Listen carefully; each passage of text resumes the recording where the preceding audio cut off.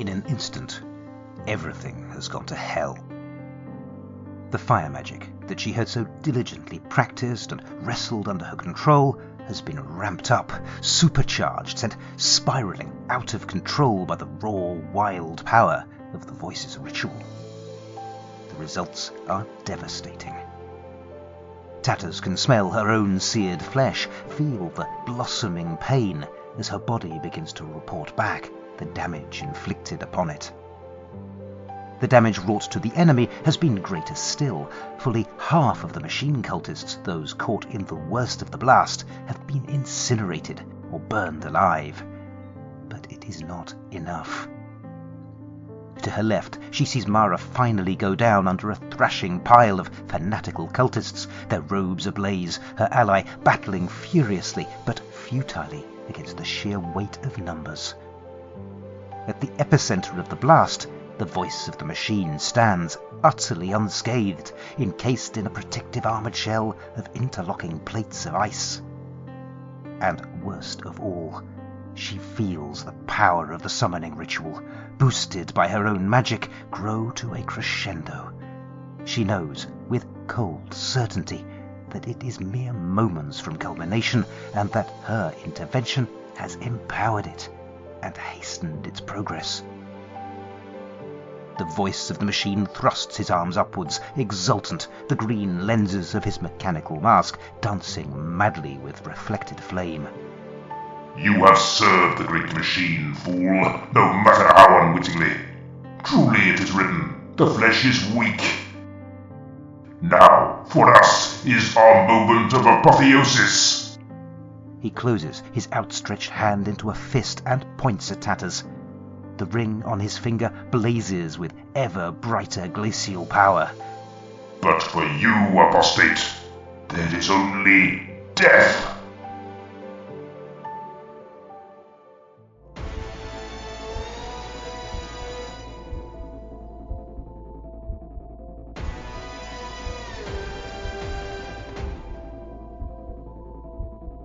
Hello and welcome to The Lone Adventurer, an actual play solo RPG podcast with me, Carl White.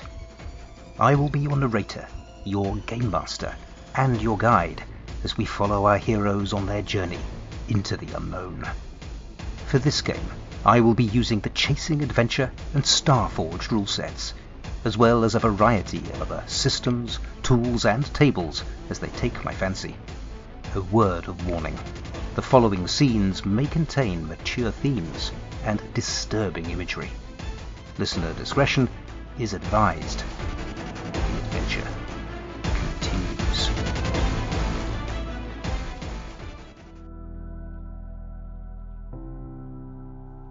Last time on The Lone Adventurer, Mina found herself in a desperate hand-to-hand fight to the death with the deadly agent of the House of Whispers, Rex Volt.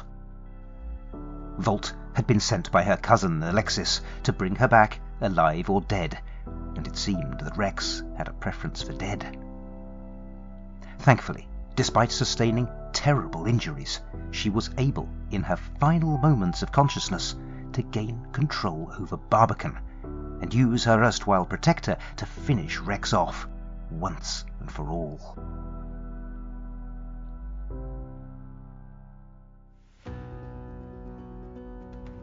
There is no time to react. A howling ice storm erupts from the Ring of Winter, lancing out towards Tatters. As it hurtles across the intervening distance, it leaves jagged shards of ice in its wake, protruding in wicked spikes from the frozen metal floor. The blast strikes Tatters with devastating power, an eruption of ice and snow that detonates with the force of a bomb, the aftermath gradually dissipating into frozen mist. But as the mist clears, the Voice of the Machine takes an involuntary step backwards. This cannot be. Standing at the heart of the petrified explosion, encircled by a halo of razor-sharp spikes of crystalline ice, is Tatters, equally unscathed. "You're not the only one with a few tricks up their sleeve, you mad bastard," she growls. But for all her bravado, she cannot deny that the plan has gone woefully to shit. Given the time that she had taken to prepare, protective wards against cold had been comparatively straightforward to conjure, a simple rechanneling pattern in the fabric. Though, in truth, she had not anticipated the sheer power of the ring. She is not sure how many more blasts like that she can take, if any. But the real problem is that her fire magic has backfired so spectacularly. She dare not risk another similar attempt, given the effect of the first strike, and that had been pretty much the extent of Plan A. Mara taking on the cultists, and Tatters taking down the voice with fire. Which means, she realizes with a sinking dread, that it's time for Plan B.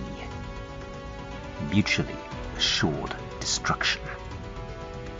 Screw it, it was fun while it lasted.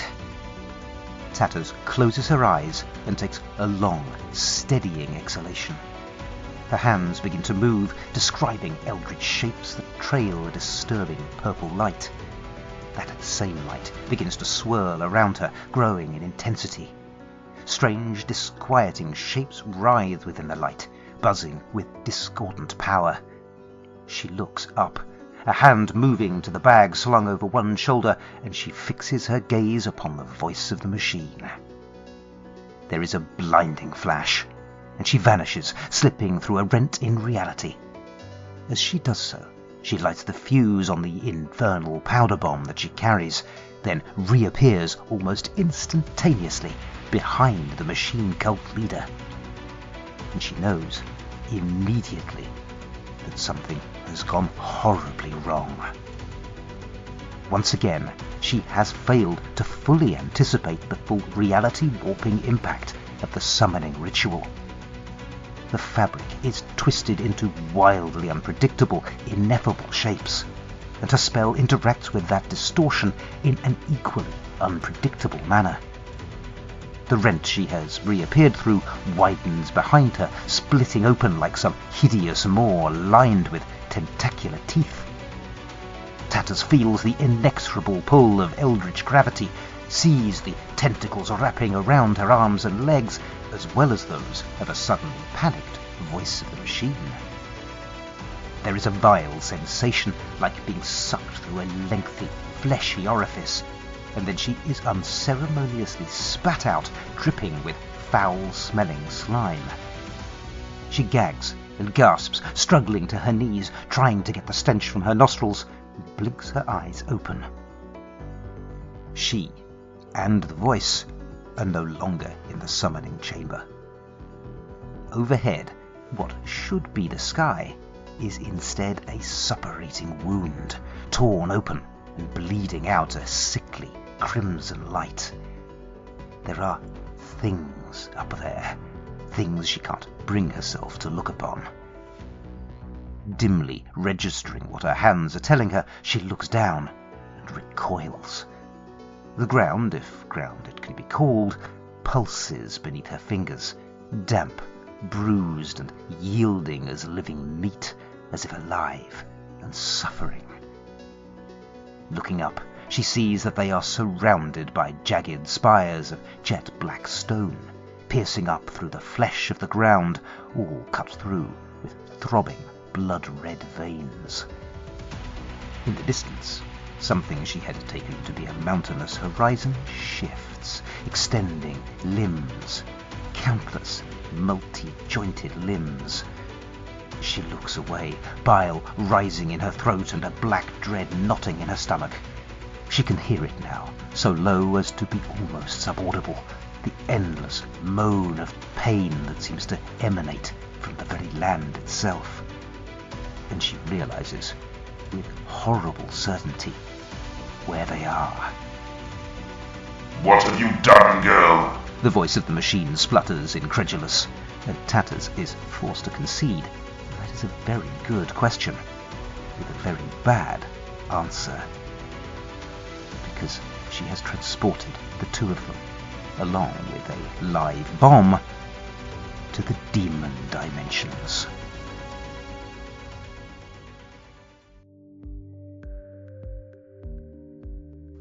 Whoops. Isn't it always the way?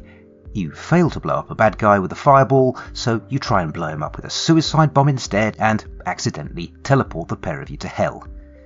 Typical.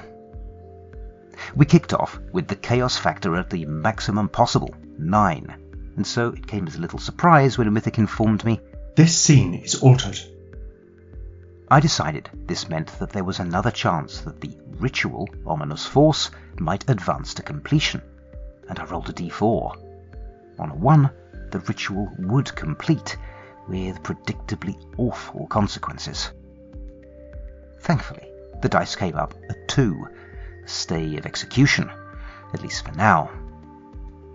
As nothing had really happened, and because this felt like a moment where all eyes had turned to my virtual GM, I decided this was a suitable time for a GM move. A check on my handy perchance oracle came up as "Make them choose, suffer a condition, or become separated from your allies." Separation sounded like fun, and it certainly sounded like the less mechanically punishing option, and so I had Mara exit from the scene under a pile of burning cultists and turn to Tatters. The ice blast that the voice fired at her was not part of the mechanics. I simply wanted a way to show, rather than tell, that she had defensive magic in place, and demonstrating it with an ineffective ice storm seemed like the most fun way to do it. That left Tatters in the driving seat. I decided what she would do, and then rolled her Evoke a Spell move to teleport in close with the bomb. I got a 9, which was a success but with a consequence, and the consequence I chose was that Tatters was put in danger.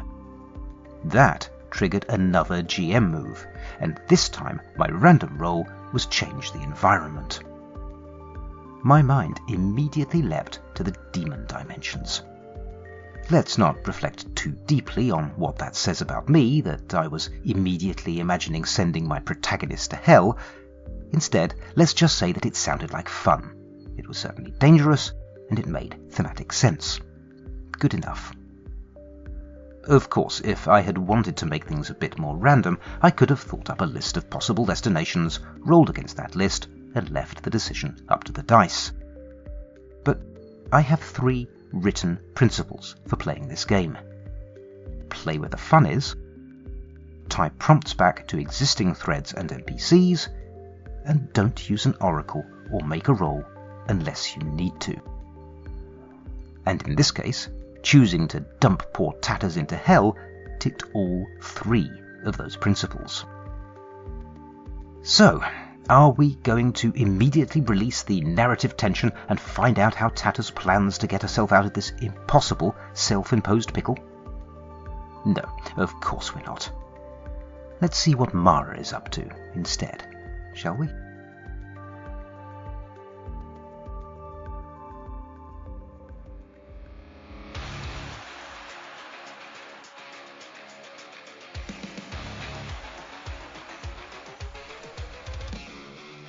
Mara had sensed more than seen the onrushing wave of fire. Danger instincts, tempered to almost supernatural levels in the forge of combat, had kicked in, and before she was consciously aware of her own actions, she had leapt into the scrum of machine cultist bodies, dragging one of them to the ground atop her. The man she had used as a human shield had taken the brunt of the blast, his robes and back erupting into flame. It had not been enough to kill him outright, however. Now, with a strength and endurance born of utter fanaticism, the cultist bears down on her, pinning her to the ground. "I have her, my brothers!" he cries, ignoring the flames that lick at his back, and more of the cultists pile on, beating and kicking, bringing their cruel knives to bear. Mara snarls in frustration, wrestling to break free, but the press of bodies is simply too great. She feels her fingers being gradually pried from the hilt of her sword, and knows that the end is very near. She's beaten. It is the disappearance of the voice of the machine that grants her the reprieve. There is a bright flash of sickly illumination, and the arcanic charge of the room that had been steadily building to a fever pitch begins to wind down. The reaction from the cultists is instant and panicked. Brother Cogs, where is our voice? The ritual, it's unraveling. We are muted. Return to us, O holy voice of the great machine. It cannot be. Calamitous is this development. One of their number, though, has the presence of mind to do something other than bewail their circumstances. Stand firm, my brothers. Recall your scripture. Even in the greatest darkness, lo, there shall come a light. Did the voice not impart to us the sacred wisdom of the machine? Did it not instruct us in the workings of the secondary conduits? Yes, cries another. All is not lost. Activate the secondary conduits, that the ritual might be restored. There is a low rumbling, and from beneath the crush of bodies, Mara can just make out a cluster of tall bronze spires wrapped in arcanic coils that begin to emerge from the steel-plated floor, a ring of 6 of them rising smoothly on hidden mechanisms. Let us sacrifice our souls to the glory of the great machine, my brothers. With the offering of our lives shall the great work be concluded. Mara feels the pressure on her diminish slightly. Cultists are breaking away from the scrum, eager to carry out whatever latest demented plan they have in mind. Seizing on the moment of confusion and distraction, she acts decisively. With one hand unpinned, she jabs fingers hard into the exposed throat of the cultist holding her down, unleashes a brutal kick into the groin of another as her leg is freed, then rolls to one side as they both recoil, regaining her grip on her gleaming longsword. She brings it up and around in a deadly arc, taking the hand of one foe and the throat of another in a single strike.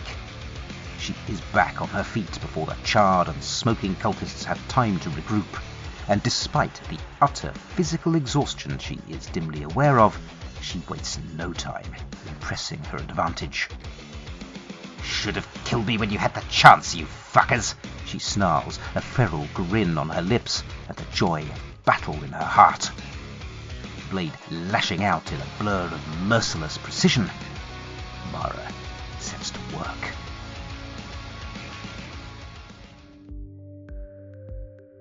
It's always nice to see Mara kicking some ass. This scene started ominously enough, with Mythic informing me, The scene is altered. Add an object and reduce or remove an activity.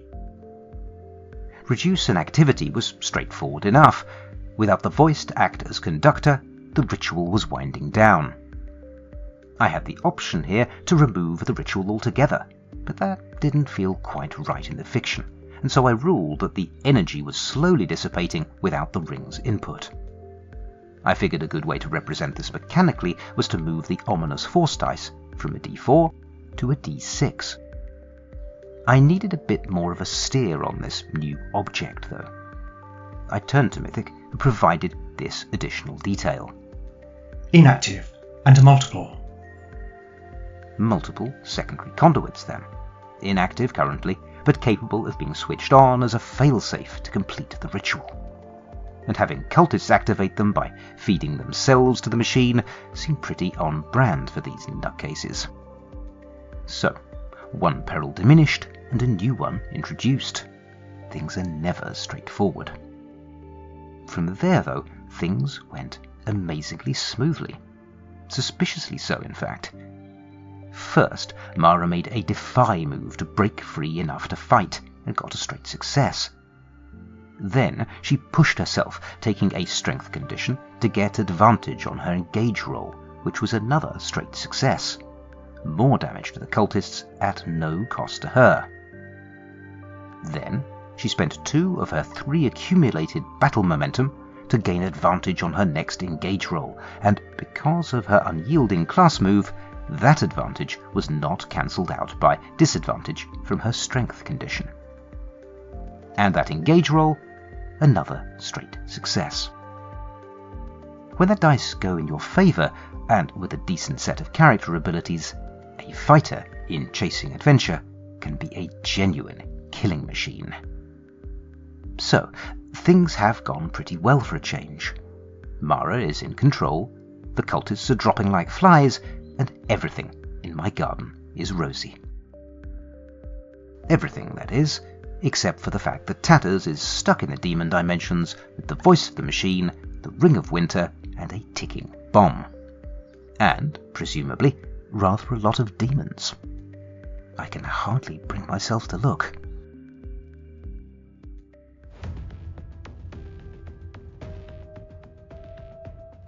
She has one chance, and one chance only, and she has the barest of instants in which to act upon it. What brought her here must take her back and leave the voice stranded.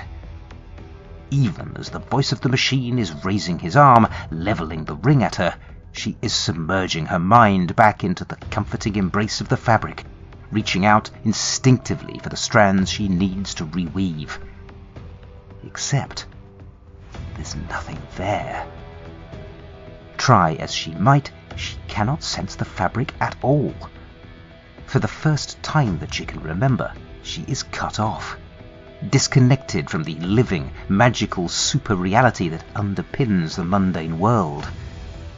The implications crash into her mind, one after another, the most important and immediate being that her defensive spell is no longer active. She is vulnerable to the ring's deadly power. She can do nothing but stare in horror as with a guttural howl of fury the voice of the machine unleashes winter's wrath upon her, and then stare, amazed, as the ring coughs out a few fragile snowflakes and dies. The voice of the machine is incredulous, staring down at his fist. What? No! No! What is this? It cannot be! But it can, and it is. Cut off from the fabric, their magic is nullified. They are both powerless, both trapped, both doomed. Tatters glances down. The bomb. It can only be instants from detonation. Is this it, then? Is her journey finally over? She and Mara had talked at length about sacrifice and redemption, about the price they might have to pay to thwart the machine cult's genocidal plans. Is this what redemption feels like? So be it then. Believe it, you lunatic, she grins, feeling a sudden, wild sense of liberation. The game's over. You lost. Time to die. The voice draws a long, wicked curved dagger and leaps towards her with an unhinged shriek in exactly the same instant that the bomb explodes. Tatters watches in utter fascination as time slows to a crawl. The voice's forward momentum drains away until he hangs, suspended like a fly in amber, mid-leap. The wooden casket housing the bomb, a plain and crude object mere moments before, now unfolds with sublime beauty. A sphere of light ignites within it, embryonic and perfect, like a newborn star shimmering with destructive potential. It breathes outwards, golden and ravenous. The air ripples around it like liquid glass as the perfect sphere of its pressure wave expands outwards, a luminous flower of destruction blazing at its heart. Time slows further, and then stops altogether. Behind her there is a polite cough, and a presence she had hoped to never feel again. She turns, somehow free to move despite the status of her surroundings, and she gazes up, then further up still. The demon stands over 12 feet tall, its grotesquely muscled form seeming to twist and squirm beneath her gaze. She can't quite make sense of what she's seeing, as though the inherent wrongness of what stands before her is simply too great to be processed. What is unmistakable, though, is the raw power that the thing exudes, like waves of abhorrent energy that wash over her, defiling her with the creature's very proximity. The demon's mouth splits into a razor-toothed smile. I trust I have your undivided attention, my vessel. Satara purrs. If you have a moment, I have a proposal to discuss with you that you may find of interest.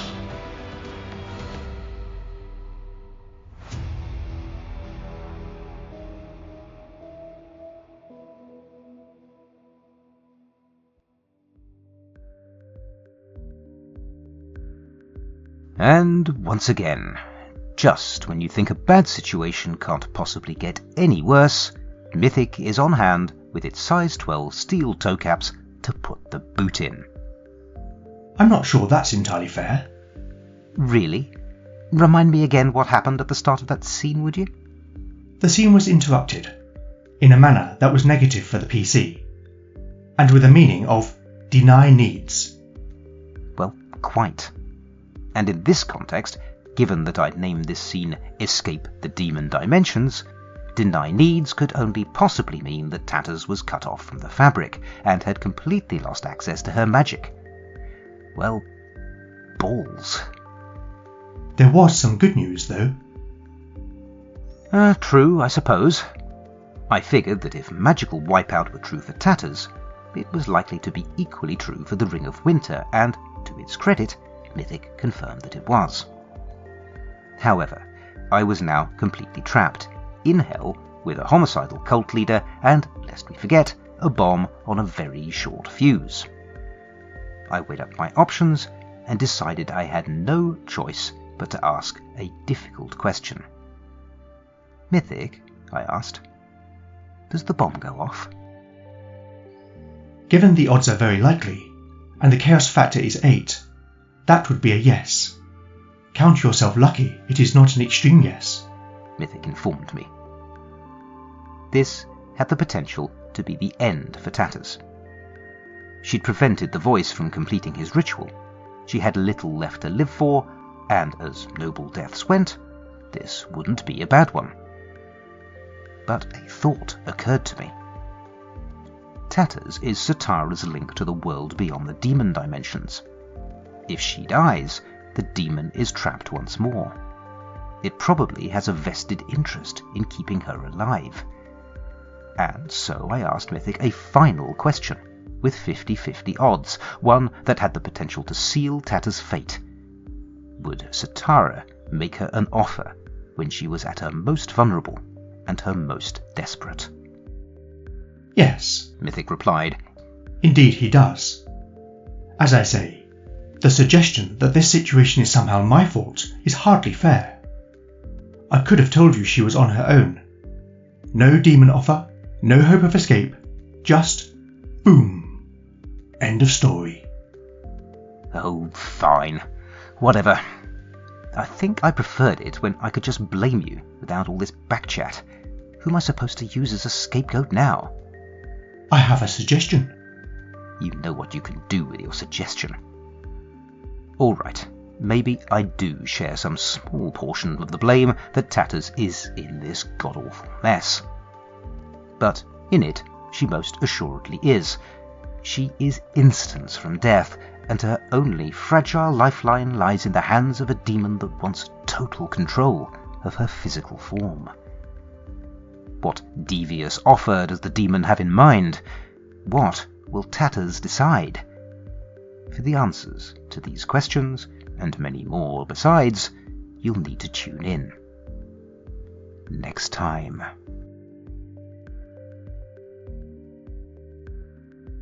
Once again, I'd like to thank Simon Williams, creator of the wonderful Legend of the Bones solo RPG podcast, who puts in another bravura performance as the voice of my Mythic GM emulator. Thank you, Simon. And I'd like to thank you too, gentle listener. Your continued support of this podcast is deeply appreciated. If you'd like to hear more about other solo podcasts, stick around until after the credits for something rather special.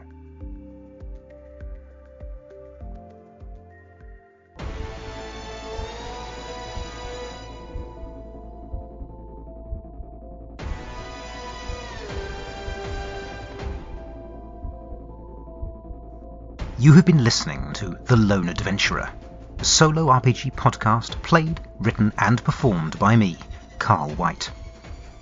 If you've enjoyed this episode, please consider telling your friends about it or leaving a 5-star review wherever you get your podcasts. It really is a huge help. You can follow me on BlueSky at theloneadventurer.bsky.social. Email me at theloneadv@gmail.com or follow my blog at carlillustration.wordpress.com. You can find show notes for this episode and all others at theloneadventurer.podbean.com, where I include any links mentioned in the episode, as well as mechanics information. I also include a link to a full episode transcript. The story will continue in the next episode of The Lone Adventurer. Thank you for listening.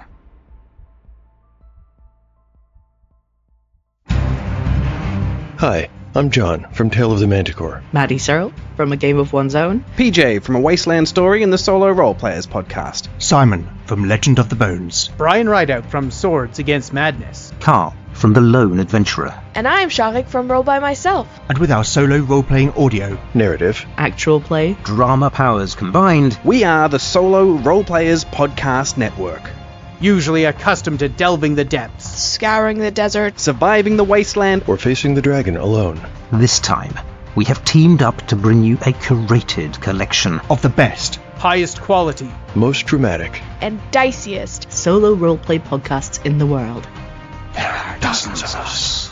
So if you're looking for your next solo role-playing adventure, roll over to soloroleplayersnetwork.com. sample and subscribe to something that takes your fancy. And discover your new favourite solo role-playing podcast. See you there.